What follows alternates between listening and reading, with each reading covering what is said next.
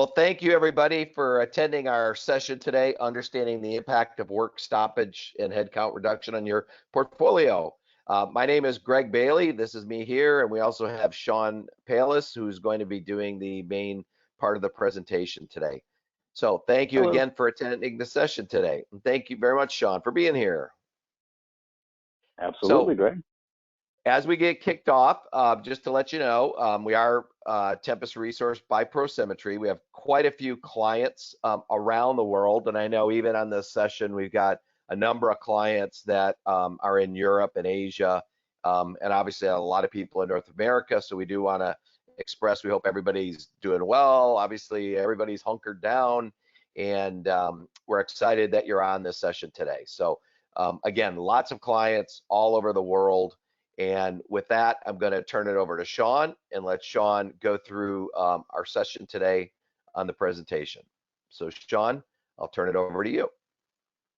Hello, everybody. This is Sean Palis, Prosimetry, as Greg mentioned. I'll be walking you through today's presentation on understanding the impact of work stoppages and headcount reduction on your portfolio, and really targeting specifically things like your resource portfolio. So let's get started. And I've just got a few slides, and then we'll jump into the live product demonstration. So just a quick overview for those of you that don't know. Tempest Resource is our product. It is the premier purpose-built resource forecasting capacity planning solution on the market. You can read more about us from Gartner peer reviews and plenty of other research that's out there. And I've got a few other metrics to share on the right-hand side of the screen. 50% faster response to project requests, 30% reduction in resource over-allocations, 25% increase in the number of projects completed. And these are just a handful of metrics that we've captured from our clients. And our clients are primarily in the enterprise space, whether it's IT governance, product development, R&D. We also have plenty of customers in the audit space as well, but they all see pretty significant benefits of focusing on their resource portfolio using our product. We also just completed, interestingly enough, a study with our clients trying to identify the actual cost savings. And what we found, and we're actually working to publish this and make it available to the broader community, but on average across our enterprise clients, around a $12 million ROI year one is what we identified. And this came from a handful of very detail-oriented clients. And if you were to spread that out across our broader portfolio of clients, that would equate to something close to $500 million in savings for our clients globally. So pretty fantastic stuff, focusing again on this resource portfolio management challenge. The product is standalone. It's a broad spectrum product, so it's not just analytics and Whatif Analysis like we'll focus on today, but a broad range of tools for moving off of things like Excel and other distributed tools with planning grids, bulk planning interfaces, timesheeting, and all the features needed to implement comprehensive resource portfolio management. Okay, so today's webinar, we're focusing on and trying to target kind of a 25 to 30 minutes of length, trying to respect your time. And this is really the first in a series of webinars focusing on pertinent topics. So you'll see more and more of these coming, and you're free to attend those. We'd love to have you. And bear with me as I kind of jump through various screens and stuff, this being really the first one we're doing, especially with this shelter-in-place order and everything going on around us all over the world. Okay, so today's topic around work stoppage and headcount reduction is really fundamentally driven by externalities and how they impact the project portfolio. So we've been focused on this problem since day one. Our product was originally purely a Whatif Analysis engine to connect to various systems. And then what we found was most systems weren't capturing any resource management data. They had it all in Excel spreadsheets and other sorts of tools that just weren't doing the job, and hence the growth of our product. But these externalities, black swans, geopolitical shocks, whatever and however you want to categorize them, they all pose a massive, as we're seeing right now, and significant challenge to businesses and business operations. And in particular, if you drill down, that of course poses a pretty massive threat to project portfolios. And getting even more granular, I would say probably the most at risk is really the resource portfolio. And we're seeing that now with COVID-19 on a few fronts. One, the slowdown in operations and the impact overall demand sort of dries up the money available and funding and ongoing business operations. But we also have literally a threat to the workforce, to human beings, and what impact does that pose to the resource portfolio? So in a conventional interruption or externality, generally it's the demand side. And resources are at threat in those cases because we have less money, and resources and your employees and contractors and so on are generally the most expensive asset across the company. So those are often targeted for reduction. And now in this case, we've got the double whammy of not only do we have the reduction in dry up and available financing and cash, but also now people are literally at risk. So today's session will be focusing on what impact that has and how we can identify it in a portfolio using Tempest. Okay, so moving on, and I'm going to jump right into the demonstration here in just a minute or two. But again, focusing again on why resources are so vulnerable. And as demand slows or vanishes, the primary goal of businesses, as you can imagine, just like people, is survival. And how do they survive? They preserve cash, and they do it typically by altering strategy, which in most cases means slowing or stopping operations, slowing or stopping projects, and then ultimately potentially reducing headcount. Now I've got slowing or stopping projects and reducing headcount highlighted because I'm going to focus on those inside of the product demo, which is now what I'm going to do. So bear with me. I'm going to attempt to switch my screen here to the browser. And Greg, I'm sorry to bug you again, but if you could just confirm that you can see my Tempest screen. Yep, looks fantastic. Perfect. Thank you. Okay, so that was a pretty painless switch. So thanks, everyone. Okay, so what we'll do next is walk through Tempest and address some of those specific challenges and show you the impact and understand how you can get better visualization, understanding of what those impacts are.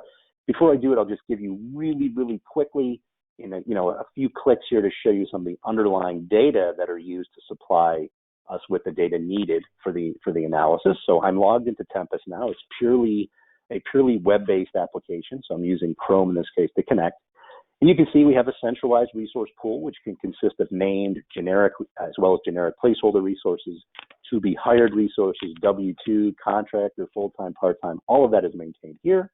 You can build out tens of thousands of resources. We do support some sort of many super massive resource pools, and you can have very small resource pools and kind of everything in between.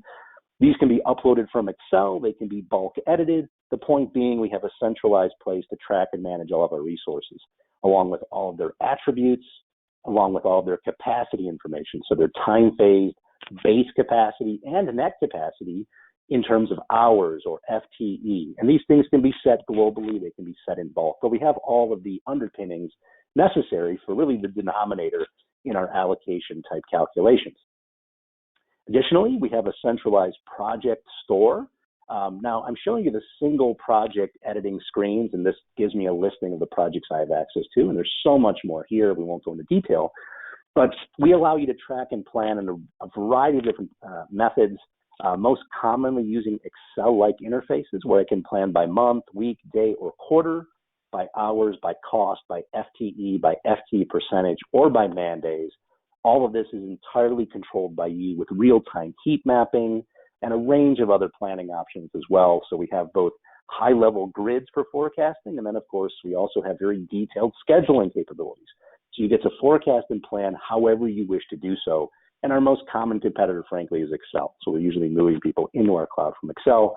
And all of these screens can be edited in bulk. So I can bulk edit my forecast, bulk edit my resource allocation. So all that can be done in mass in our product. And I would encourage you to reach out separately for a more detailed demo and or trial of the product.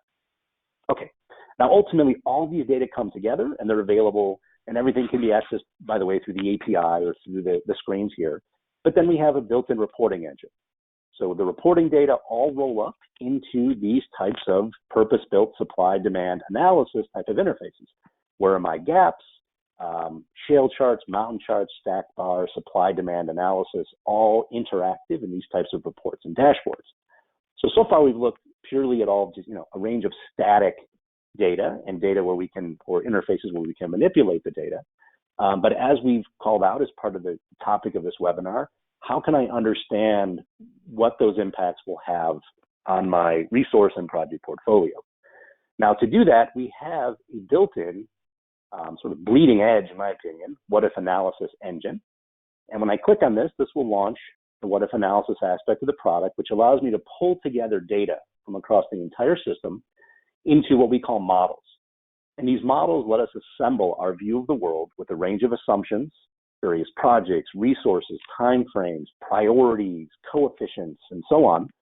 And what we can then do is play what-if games and see what is the effect of, in this case, stopping work on projects, stopping operational activities, changing strategy, adding, reducing headcount, and see in real time what impact will that have, and then ultimately do things like compare our best case against our current case, our worst case against our best and current case. And we can do then all those comparisons to inform management of what are the appropriate steps to take by generating really these real options analyses that give us better insight into which strategic path to take.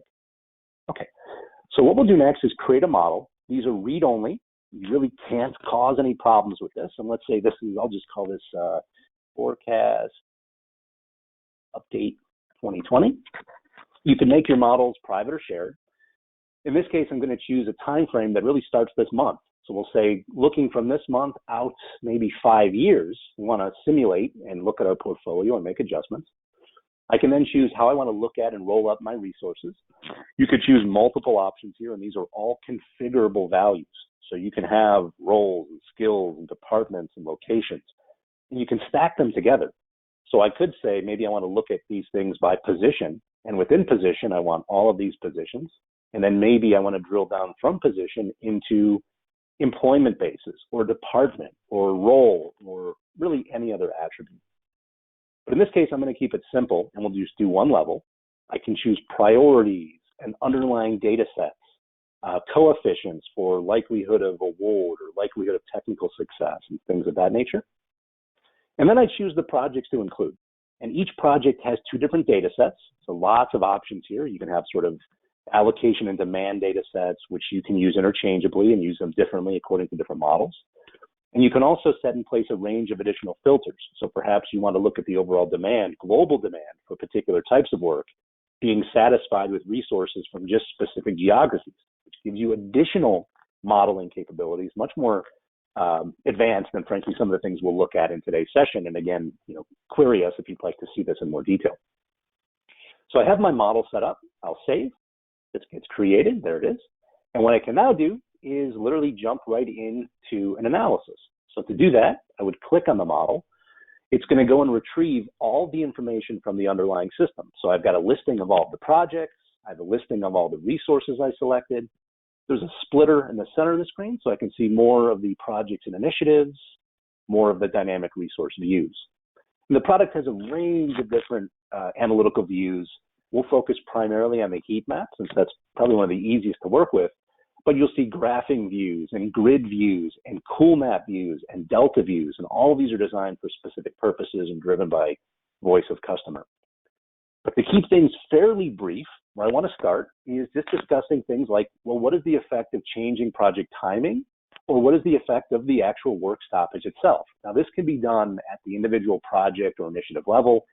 It can also be done at the strategic level. So if we literally say we're going to stop a strategy or delay everything targeting a specific strategy, geography, program area, therapeutic area, whatever it might be. So, think of our customers in medical device or biotech. They're likely taking all of the initiatives that are not related to maybe COVID-19 therapies or diagnostics and moving those out and prioritizing accordingly. And this could all be done inside of Tempest. So in the upper section, if we wanted to take a simple example here, and let's drill into this analyst group and see what's driving that demand, perhaps this asset database design project. And when I click on it, it'll snap to in the top section. And one of the most basic cases here, you might do this one at a time or in bulk. You might say, well, what is the effect of moving this into 2021?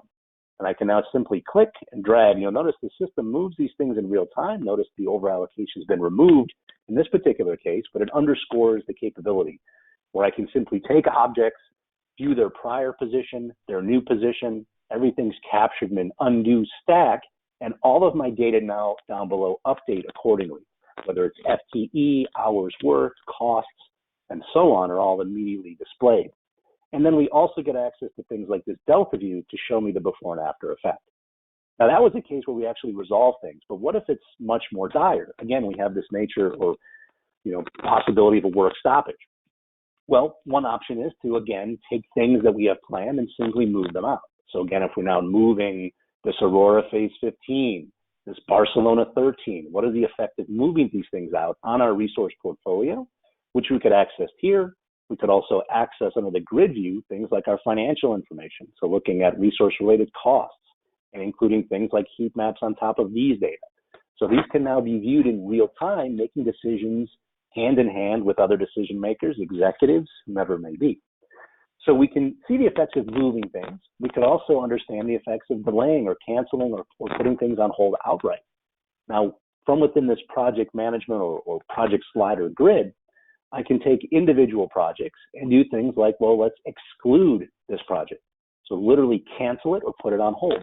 This, again, in these variety of screens below, including our Delta view, will now show us, okay, what was the before and after effect of having made that change on costs, on resource allocations, on the various members of our resource portfolio. I can see the effects that are incurred there.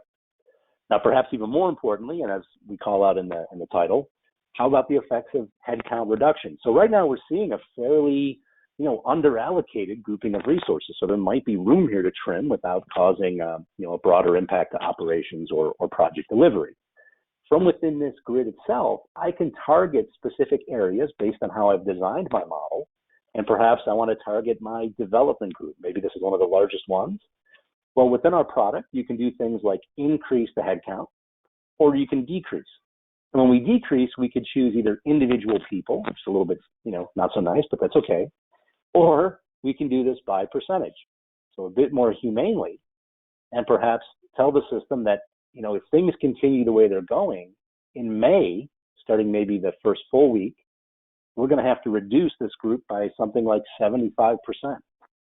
Before we apply this inside the model, I can run this and see the effects, and you'll see this is going to drive our allocations through the roof because we're really removing from the denominator 75% of that available capacity. Okay, so this is anyway what management is dictating. So we're going to apply this and now see, okay, we've driven our development group through the roof. Now, what does this impact? Well, by clicking on developers, I can see which projects are now impacted by this allocation level. So clearly things have to change to accommodate. Now, there's various steps we can take. One of them is to cancel. So I can start canceling projects directly inside this grid, put them on hold. We could also, as you saw previously, jump to the top and do things like, scroll up a bit here, change project timing. So adjusting these things, moving this out, recognizing, look, with that head count, looks like February is when I can start these things. Or we can leverage the product to give us more information. So this Jonah Phase 11, we have a feature here called Opportunity Map. When I click on it, it's going to take me to all the possible points in time where we can get 100% of what we need. Well, again, we kind of blew away capacity for quite some time starting in May. And at this point, the best I can do to get whatever is needed here is to start this in April of 2021. You could also draw this back and say, well, if I live with less availability, how soon could I start? So this gives us more flexibility in determining when things can actually take place, given our adjustments to headcounts and the other groups as well, along with all other in-flight initiatives where we haven't taken corrective action. Right? So the product will give us various dates. So in this case, perhaps you want to move this out, and you can see why. If you drill down in, you can tell why it can be done at this date. In this case, I can get 100% of what is necessary, and I then might apply this inside my model. So I'm continuing to chip away and reduce this level of overallocation. So the product gives you this iterative set of capabilities where we can see the effects of reducing headcount and then see the effects of taking additional secondary action as a result. So in this case, we dropped our headcount number by 75% for developers. We saw the projects that became at risk or were challenged as a result. And then we took action by either shifting the projects, perhaps canceling projects, or asking the product, hey, now that I've reduced my capacity, where and when can I do these projects? And this then could be continued, obviously in an iterative fashion, using all the data that you have at rest in the application. All right. Now, in addition to changing timing, canceling, shifting, you'll find other capabilities, including options like, well, we can't really delay this, but what if we were to do this maybe over, instead of this period, perhaps we spread this over a multi-year period. So now we're expanding the duration of projects to account for having less available capacity. Excuse me. So we can make decisions at this level. We also have options to drill into things by the resource level itself and find those areas of challenge. In this case, I'll put on my heat map and look at things like perhaps Benjamin Stevens.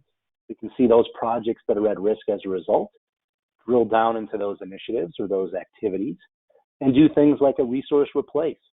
So instead of having to use resources in a particular region, location, we may look at resources in other areas, geographies, departments, positions, roles, and then ultimately choose to move that allocation to one or multiple other parties. All again done in this what-if analysis interface that helps us unwind these business challenges and come up with real options for how we address the changing nature of the strategy and how it impacts our project and resource portfolio. Again, all done in this sort of virtual reality inside this model. Again, as we make the changes, they're all recorded in this history list. And this lets us, again, form comparisons, use these data for reporting to ultimately make better decisions. And one more area I want to take you to, and then we'll jump over to some reporting screens, is doing things in bulk. So if we head back to the project screen and we now jump to this roll-up area, perhaps decisions really have to be made at a much higher level before we get more granular. Well, in this case, I've grouped all of my projects according to their strategy. Now, the strategy was set by the project owner, the PM, the PMO, the COE, whoever. And you'll see we have 4. Expand into new markets, improve product quality, product innovation, and reduce time to market. Well, perhaps in this case, we're really focused on the immediacy of the challenge, so product innovation just has to be delayed. Well, instead of having to drill down into 8 specific projects, you can see the count here, I could simply grab the entire grouping and shift those out. And you'll see this just sort of wipe the screen, by moving these things out to start in 2021. We're just going to have to deal with the challenge at hand and shift everything accordingly. And then I can now also iteratively look at my resource portfolio and say, you know what? I have options here to further reduce our financial challenges, perhaps, by freeing up headcount. Because look, now we've got resources in an underallocated state. So now let's bring things up from the denominator side by chipping away, right? So we can play all of these games from numerator or denominator perspectives inside of this what-if analysis tool set. Again, versus bringing in outside consultants or working with 500 different spreadsheets. And the other benefit here is these data are all live. These what-if analyses are always looking at your live system data and merging with your simulated changes. So you're never in a position where you've done an analysis today and now you've committed to looking at it in 2 weeks. Well, in 2 weeks, it's all wrong because all the underlying data have changed. Our philosophy is the what-if model should always incorporate the newest live data and merge those with your simulated changes. Or as you're seeing here, it's so easy to do. You can just spin up a new model really at runtime and walk through it with decision makers and stakeholders, assuming they have availability to do so. So a lot of flexibility here to address and be proactive with this type of planning exercise. Now, as we make these changes, we could simply back out and they're all saved inside the model itself. They're not pushed to the live data set. That's a totally separate affair, and we can talk about that in a separate session, or if you'd like to do a breakout, we're happy to do so. But now if I jump back to, for example, our reporting screens, and perhaps we've built out multiple models, one option we have is to pull together sort of a comparison dashboard. So here's one case that I prepared ahead of time because, frankly, to do it live would take up more of your time and I'd be fumbling around. So I did it ahead of time. So the top section shows me my base case. So this is currently what's planned with my live data. But the lower section shows me what impact I've had by making manipulations inside of models. Now you can start to see here, based on these headcount change assumptions, that we start to really run into issues, of course, in May, which is a case where I went and removed headcount from a handful of different departments across the business. The point being, what I'm trying to illustrate here is I can create multiple models, then put in place visualizations to see the differences between those different cases. And again, another option here would be to introduce another report that targets our new model. So to show you an example of that, if we jump back here, now I could create brand new reports from scratch, or I could clone existing reports very easily. In this case, let's create a new one. So we'll create this supply demand analysis type of report. And we'll say this is our, let's say worst case scenario. And what we can do in the product is instead of targeting live data, so your at-rest data as your source data, you can now target your data from within your analyses. And I think I did forecast update 2020, I believe. We'll go to configuration. We'll run this analysis by month in terms of hours, starting this month, going out perhaps until maybe the end of the year. We'll say December 31. Next, we'll choose our data series, and I'll now select perhaps allocation by bars. You could also do as area, as line, as bar. Maybe we'll put some formatting on this to jazz it up. How's that? Okay, a little better. And now I can also choose how I want to stack these data. So it's currently stacking them by project name, but I don't want that. I want to stack maybe by strategy. I'm going to stack and group these by strategy. Notice now there's only a handful coming up here, really 3 in certain cases, because we delayed the others until farther out. You're noticing as you go a bit farther out here. And now what we'll do, excuse me, is add that series, and then we'll introduce our capacity. So base capacity, we'll do this by line, and we'll do this as a solid line.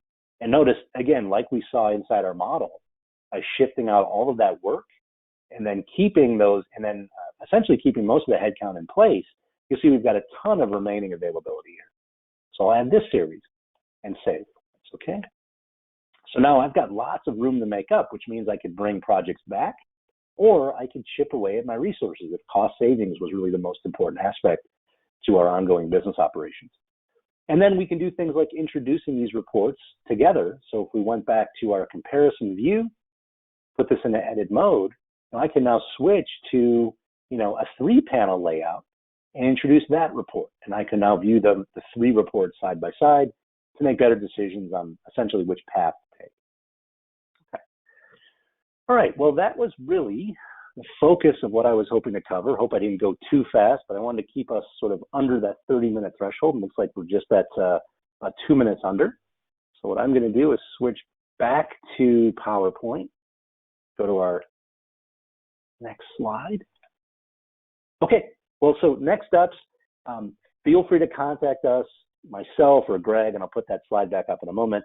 If you'd like to schedule a full demonstration and learn more, you're free to trial the platform for 30 days for free with your data, and we will provide training and assistance to get you off the ground. So please reach out, and thank you everybody for attending, and I'll just put this slide back up here so you have our contact information.